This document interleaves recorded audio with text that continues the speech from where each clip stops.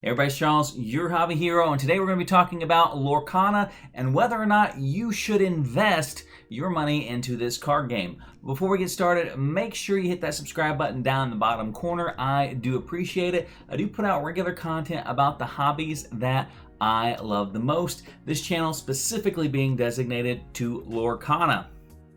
Now we're going to be talking about three separate categories today on investing.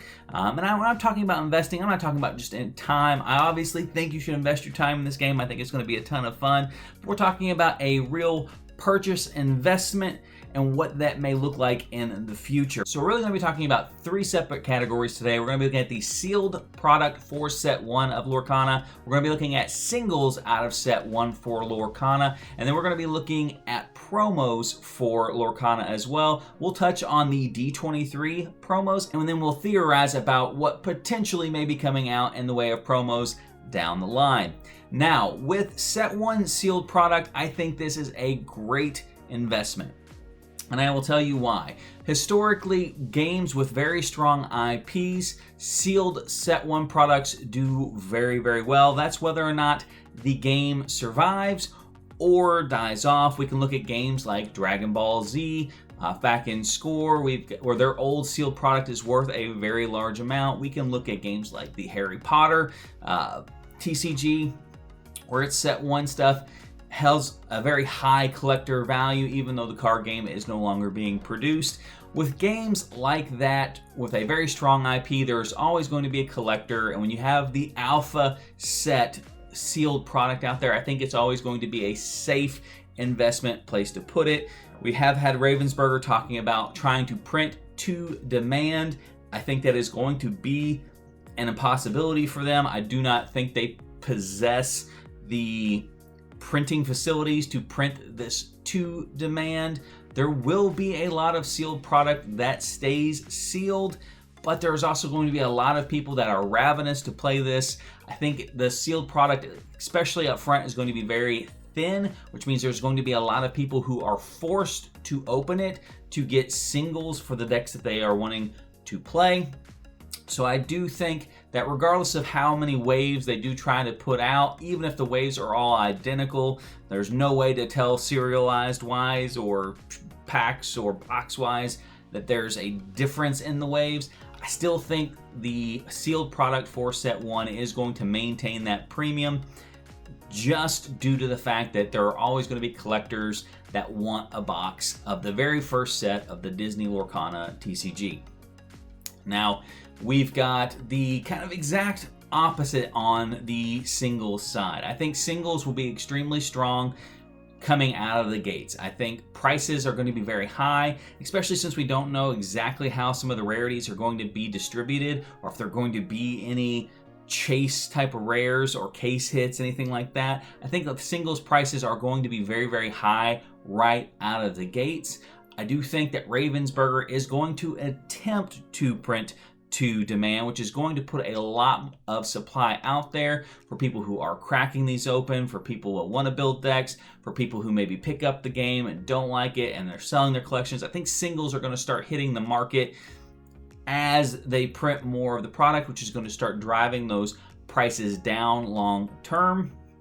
Now, there could be some exceptions if there becomes a very meta deck or a very meta card that shows up in several other decks. That particular card could start appreciating in value. I think there will be some people who are collecting specific characters. However, having said that, the probably most recognizable character out of the game being Mickey Mouse, there are several different Mickey Mouses in the first set of Lorcana, so I don't know that there's going to be one standout Mickey Mouse that really drives collectors to be like, this is the card I want to collect. Now, you may see a little bit different when it comes to like the princesses or cards that may only have one iteration of that character in set 1. But I think for the most part on singles for set 1, it's not something that I would look to buy and hold. Buy for decks, buy to play with, buy to collect individually, absolutely. But it would probably be the least beneficial place if I was going to look for a long-term growth prospect for my initial investment into Lorcana. Now, when it comes to the promos, The D23 promos are obviously taking a ton of attention right now, and they are kind of the proof that investing in the promos out of the gates is a solid purchase, but they're also the cautionary tale for that, because I do think right now they are very hyper inflated. I think the collectors that are out there are so wanting a Lorcana product right now, and since there isn't an official product that they can go and sink this money into, like, these ravenous collectors are chomping at the bits for the one thing that is out there, and that is these D23 promos. Now, when it comes to these D23 promos, they are rare to an extent, but there's no shortage of them out there for sale. There are plenty of listings on eBay right now that you can go find. There are plenty of people on the forums that are selling them or trading them regularly.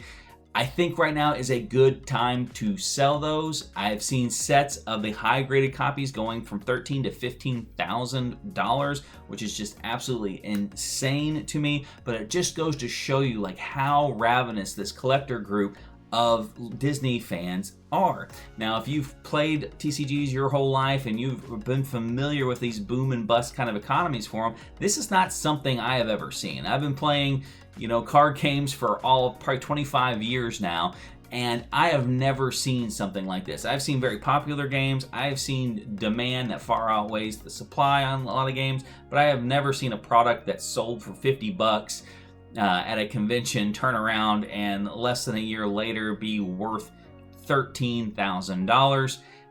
That is something I do not think it can maintain on that growth.